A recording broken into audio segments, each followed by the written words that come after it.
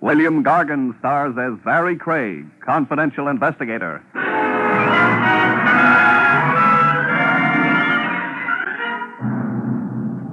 The trouble with murder as an occupation, folks, is that it doesn't last very long. In no time at all, you come to a dead end.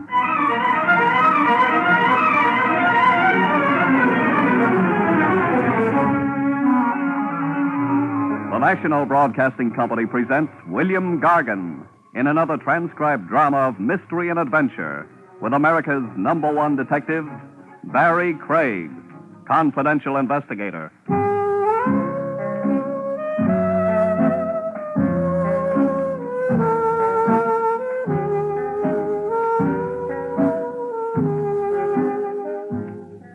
Barrie Craig speaking.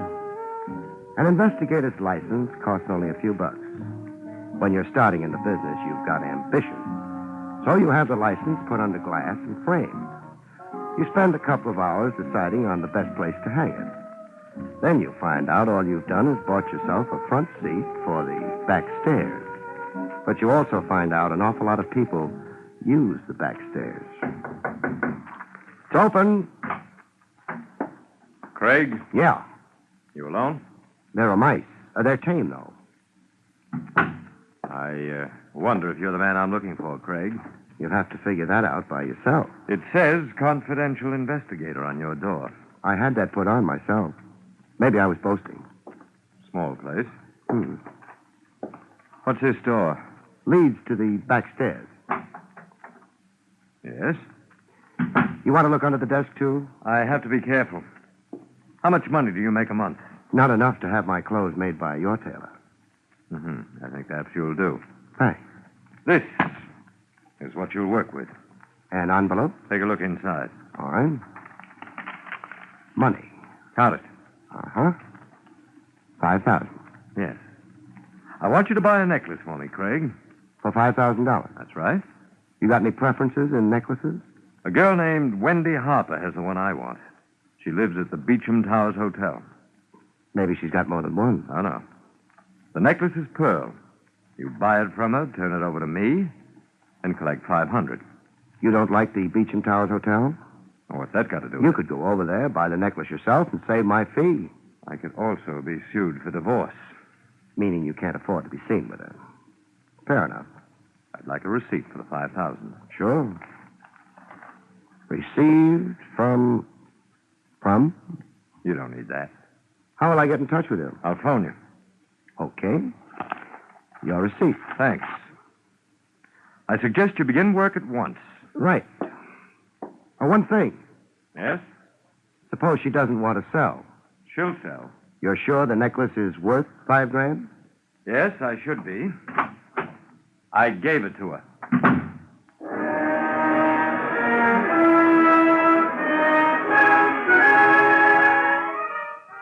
I congratulated myself cautiously.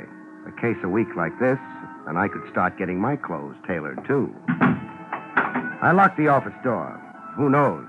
Word might get around I was a man people handed $5,000 to. It would give the entire building, all 3 moldering stories of it, class.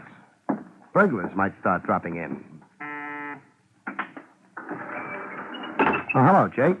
Hey, Mr. Craig. Oh, yeah, I forgot. I'm going down.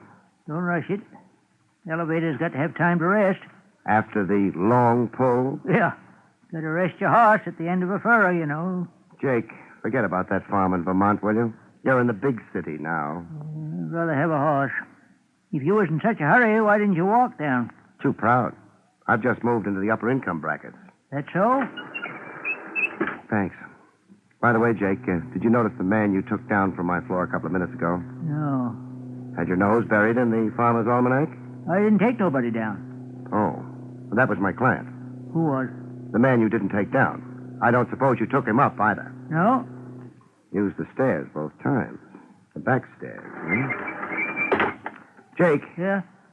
when was the last time those back stairs were swept? I don't know. I only been here 6 months. Yeah. Mr. Craig, What?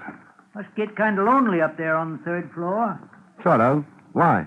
Oh, just wondering. You sure you had a client?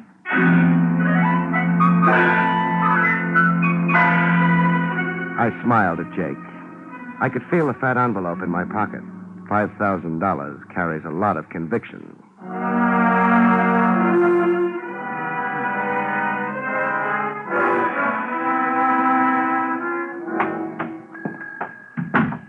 Good afternoon, sir.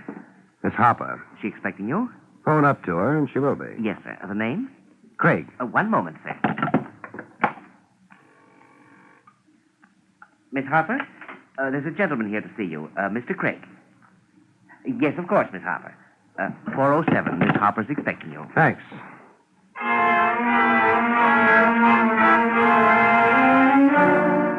The Beecham Towers was a lot nicer looking than the building on 23rd. But then I didn't use the back stairs. Miss Harper, I figured, was leaving it all up to me. 407 was a suite. You walked past the small foyer before you hit the living room. It was a nice living room. The furniture was modern and bright. There was a wrong note, though. Miss Wendy Harper. She was on the couch. She looked modern and bright, too. The wrong note? She happened to be dead.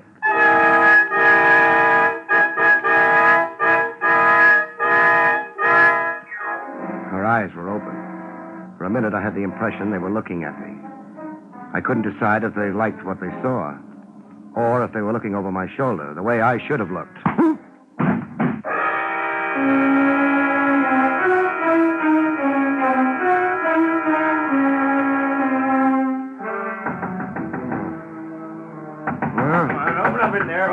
Yeah.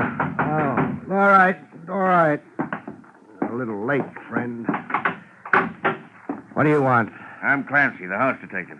Good for you. Now, you're in my way. You're not coming in. Now, listen. The old lady in the next suite heard a woman screaming from here. When? A few minutes ago. She needs new batteries for a hearing aid.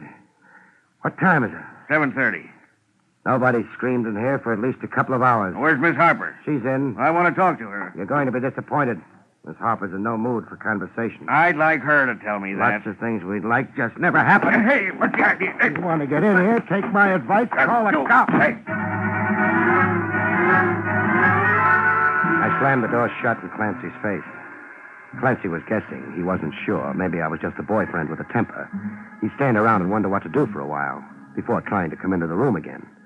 That gave me time enough to go through the suite, make sure it was empty, make sure Miss Harper was still dead. She was. They don't come alive very often. And then check on a pearl necklace. There wasn't one around. I hadn't figured there would be. By that time, I was in a hurry. This time, I was the one for the back stairs.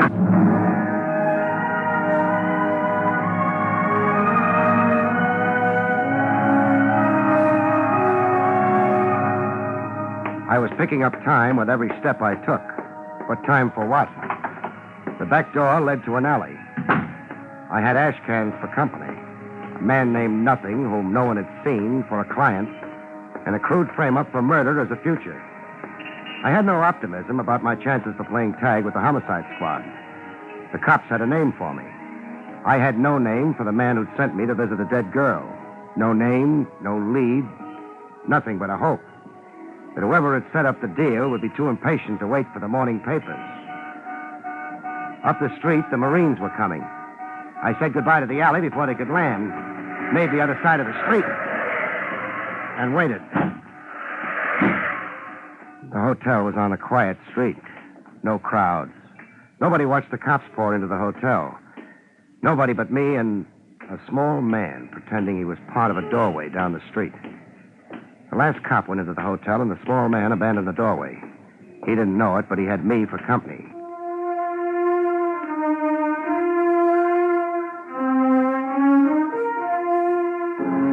It was easy. The small man wasn't worrying. According to the general idea, I was being interviewed by a dozen cops at the moment. He led me across town with no trouble. The address was 5413 East 79th Street. The house was old. The ivy on its walls was probably hand-picked. The small man used the servant's entrance. I decided to be formal. A brass plate under the doorbell read John Peter Kendall. I thought he'd be surprised to see me on his doorstep. I was surprised. Yes?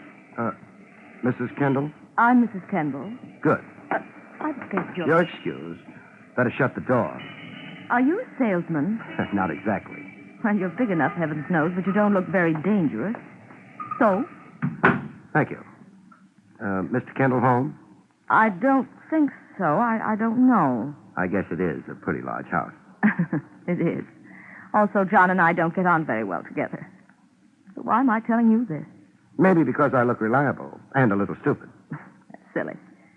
It's not very hospitable keeping you out here in the hall. It's not. But I intend to continue doing it unless you can give me a reason. For your being here, I mean. I do insurance work. Oh? Your husband hired me to trace some property of his.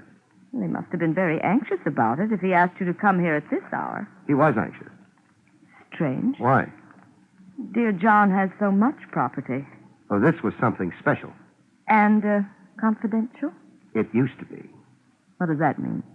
Lost any pearl necklaces recently, Mrs. Kendall? Why, yes, I did. That's what he wanted me to trace. Oh. Please come with me, Mr. Jones. Jones. Wait here a moment. All right.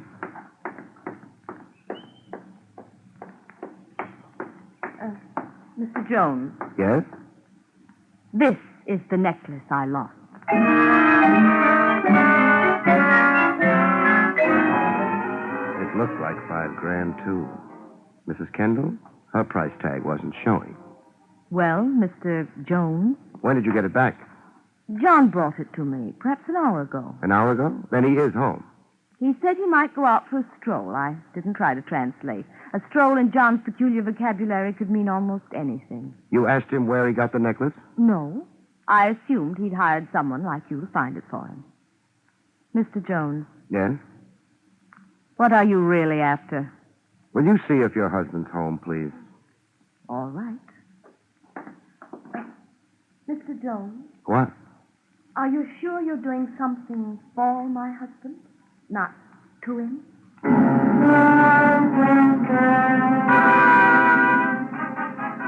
She didn't wait for an answer. It was very still in the Kendall home. I wondered how well Kendall had covered his relationship to Wendy Harper. Pretty well, I thought. There were no cops around. Mrs. Kendall was taking a long time. Too long a time. Mrs. Kendall! Mrs. Kendall! I'm here. Where's the light? No, he might shoot again. Never mind. It's gone. The light switch, the wall to your left. Okay. Oh, frightened, so frightened. Shh. What? I was talking to Max. He's our handyman. I'd asked him about John. That's Max over there? Yes. Max started to tell me something about, it's crazy, about a hotel. When John opened the door, he'd been listening. He had a gun. It was dreadful, dreadful. Here, sit down. I'll have to take a look at Max. All right. I don't know. He'd been there or seen something. He was staring at me as though he were terrified. And then the door opened behind him. I could see John's face. And after that, the shots came. You'll have to phone the police. Yeah, I can't stay. I've got a date. Mrs. Kendall, where would your husband go if he didn't want to be found? John? I don't know. You must know. A man as wealthy as he is. Well, he's got a place on the Sound. It's only a shack, sort of a boathouse. What's the address? Riverview Road, right off the parkway. I'll find it. You'll be all right. The police will... Mr. Jones, why was Max shot? Why? My benefit, mostly. Your benefit? Yeah, his death moves me right out of the chair. I don't understand. You don't have to, for right now. I've got an errand to run, to convey thanks and make a payment.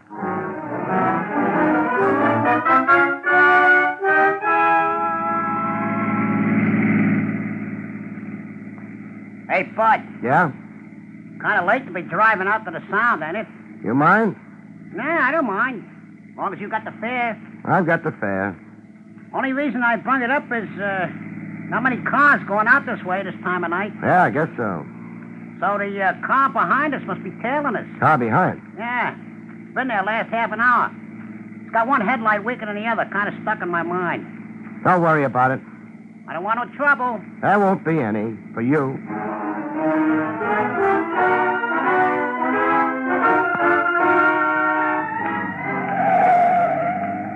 Riverview Road, bud. That the shack up ahead? Yeah. The other car. Didn't swing around a bend. Was with us up until then. Nice. How much do I owe you? Couple of bucks. Here you are. Thanks. How about me hanging around for a while? No, it might discourage my friend. The guy on your tail? Uh-huh. Good night. So long.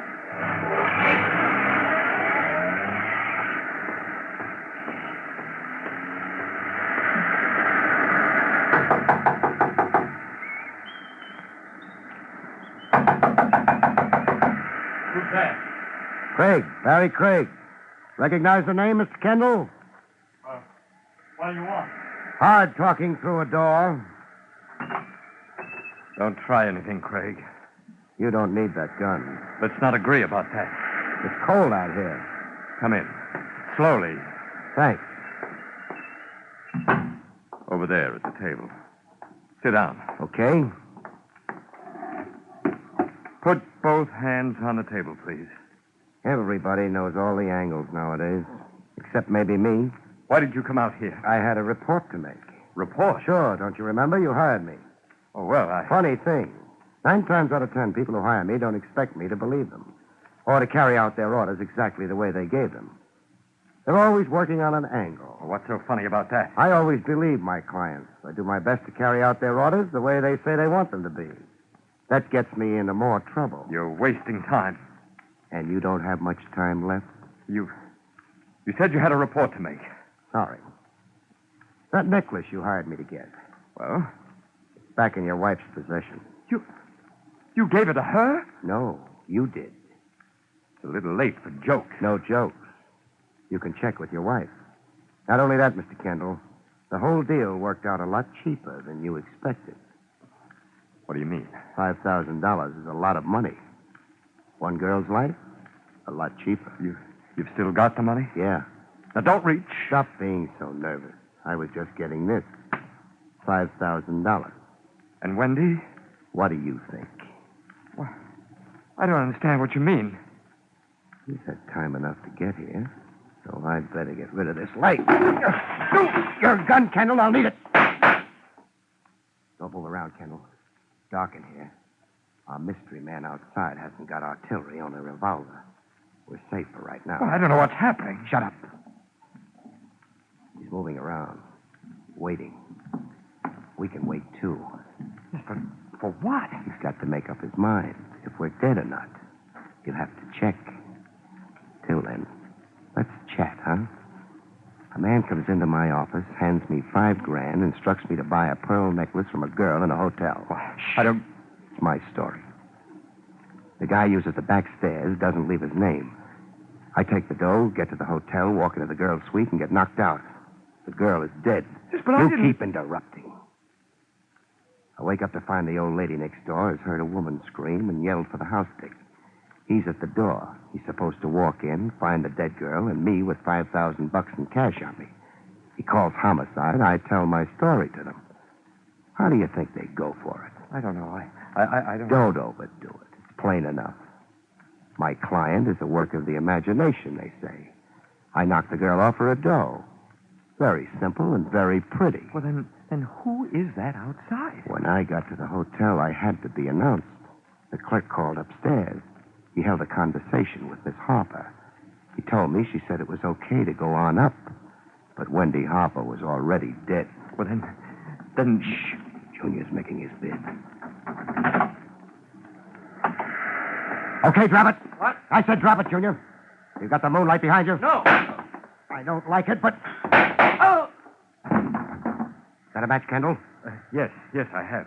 Let's have a light then, huh? Oh, all right. Over here. Yeah, the hotel clerk. He's registered his last guest, death.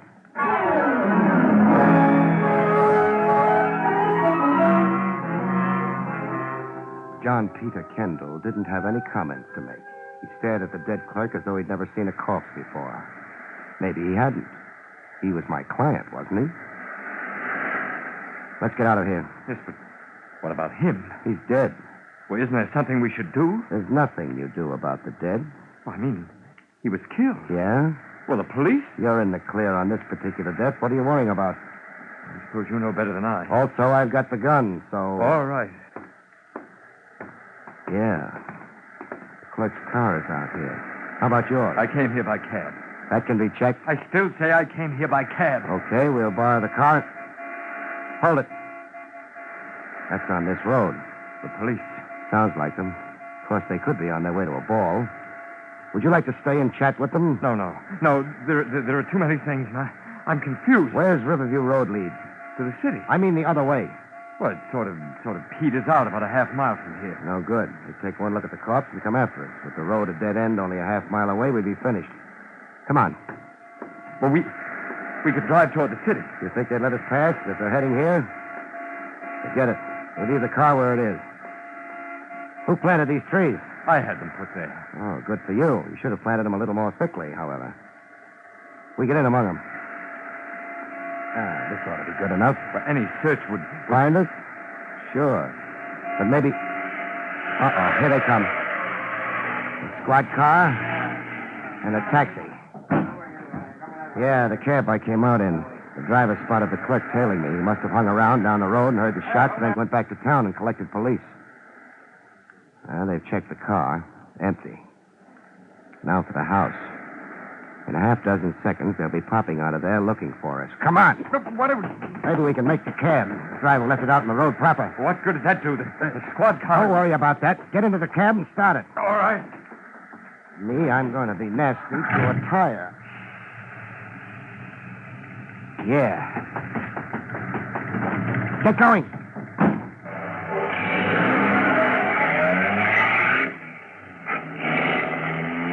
Fine. Well, what did you do?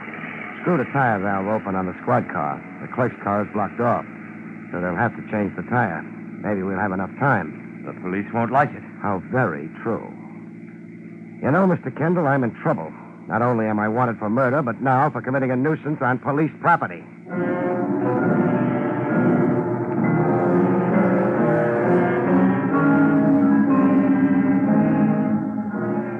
I was glad we weren't close enough to hear the cops discuss their flat tire. I think their language would have been frightful. Hey, take it easy, Mr. Kendall. We don't want a ticket, too. We're almost back in the city. Where do you want to go? Home and sleep, but not just yet. Well, then... Let's make it your home, huh? My home? The mansion you and your wife play hide and seek in, except both of you seem to be hiding rather than seeking.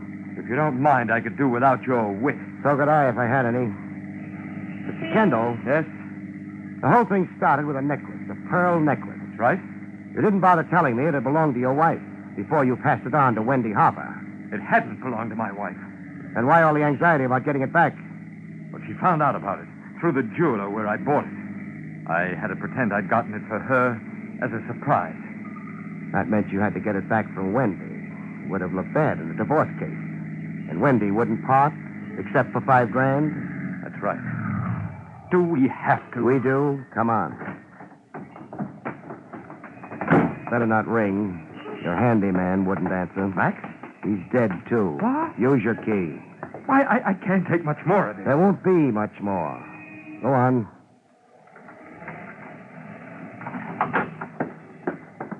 Hello, Mrs. Kendall. Mr. Jones. And John. You started to say Mr. Craig. What? The name is Craig. Where are the cops? About Max. Yeah. Well, I haven't phoned them yet. I was ill after you left. Terribly ill. I still don't feel right. That hotel clerk doesn't feel right either. What hotel clerk? You sound like Max. The one who sent me up to Wendy Harper's room. The one who had a conversation with Wendy Harper after she was dead. This is all completely... Isn't it? John, what's happening? Why are you staring at me like that? He doesn't love you anymore. Oh, you... No. Let's keep it genteel. Kendall? Yes? Call some cops, huh? Police? Yeah. They want to take Max to the morgue. Max, who led me to your wife and died for it. And even more, they'll want your wife.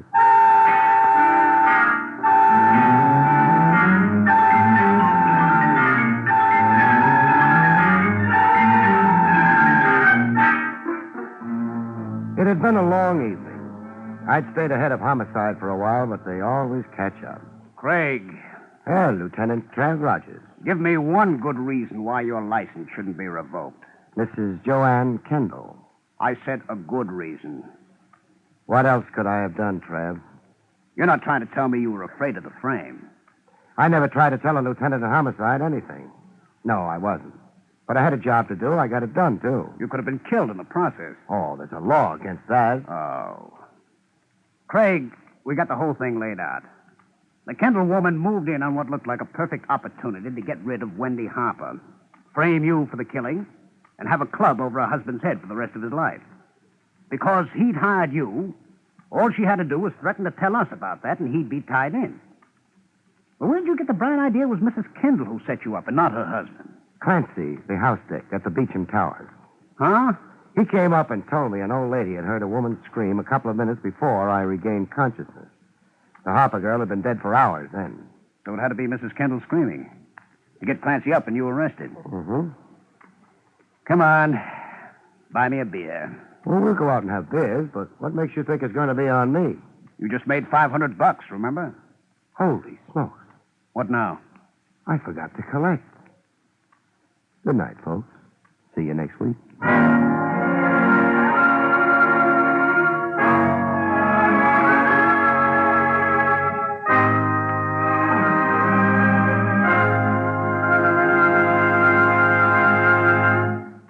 You have been listening to William Gargan in another exciting transcribed mystery drama from the adventures of Barrie Craig, confidential investigator.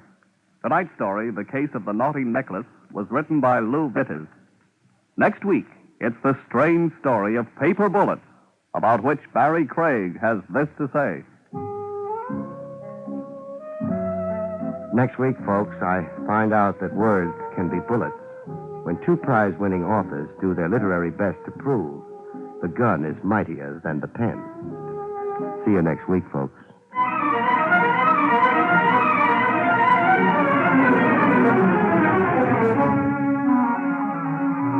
Featured in the role of Mrs. Kendall was Barbara Weeks. Barrie Craig, starring William Gargan, was under the direction of Hyman Brown. This is Don Pardo speaking.